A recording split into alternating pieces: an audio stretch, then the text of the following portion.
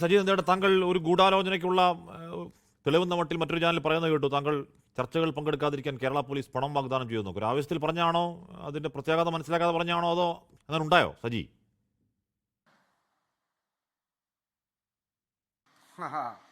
അത് കേരള പോലീസാണെന്നറിയില്ല. എന്തായാലും പോലീസുകാരാണ് എന്നോട് പറഞ്ഞത്. അത് ഞാൻ നാളെ വേണേൽ പരാതി കൊടുക്കാൻ തയ്യാറാ. പോലീസ് ഒന്ന് അതേക്കുറിച്ച് പറഞ്ഞു കൊടുക്കാൻ തയ്യാറാ. ഇനി അത് പരാതി കൊടുത്തിട്ട് കാര്യമുണ്ടെന്ന് എനിക്ക് തോന്നുന്നില്ല. കാരണം ദിലീപിന് അനുകൂലമായിട്ടുള്ളവർക്ക് പരാതി ആരെടുക്കാനാ?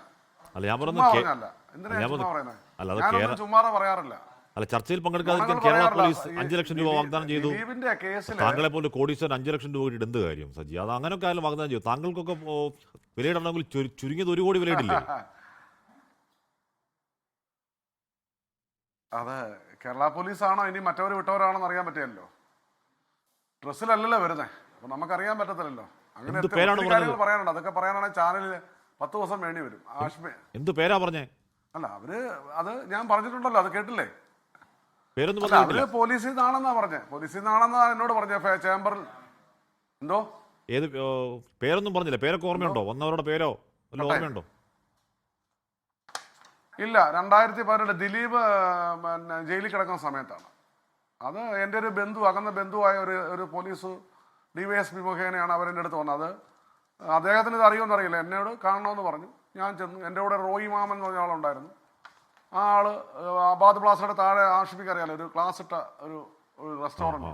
അവിടെ വെച്ച് എന്നോട് പറഞ്ഞു ചാനലിൽ നിന്ന് ചർച്ചയിൽ നിന്ന് പിന്മാറണം, എന്തറിഞ്ഞിട്ടാ ചർച്ചയിൽ പോകുന്നതൊക്കെ എന്നോട് ചോദിച്ചു. ഉള്ള കാര്യമാണ്.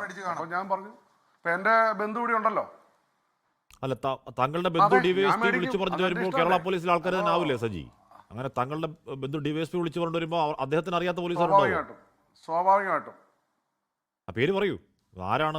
അദ്ദേഹത്തിന് അറിയാമായിരിക്കും. അദ്ദേഹത്തിന് വന്ന ആൾക്കാർ ചിലപ്പോൾ അറിയാമായിരിക്കും.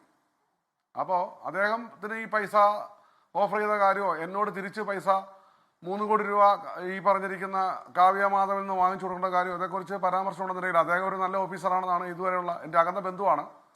അപ്പോൾ അതവിടെ നിൽക്കട്ടെ. നമുക്കിപ്പോൾ കാര്യത്തിലേക്ക് വരാം. അത് വരട്ടെ, നാളെ വരട്ടെ, നമുക്ക് പറയാമല്ലോ. നമ്മളൊക്കെ പറഞ്ഞ് ആര് കേൾക്കാനാ? ഇവിടെ ദിലീപിനെതിരായി പറയുന്നവരെ മാത്രമല്ല ഇവിടെ സ്വീകരിക്കത്തുള്ളൂ.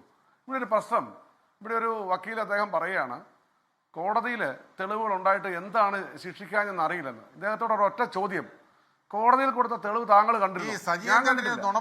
അപ്പൊ പിന്നെ കോടതിയുടെ വെർഡിക്റ്റ് വരുമ്പോൾ നമുക്ക് ചർച്ച ചെയ്യാം.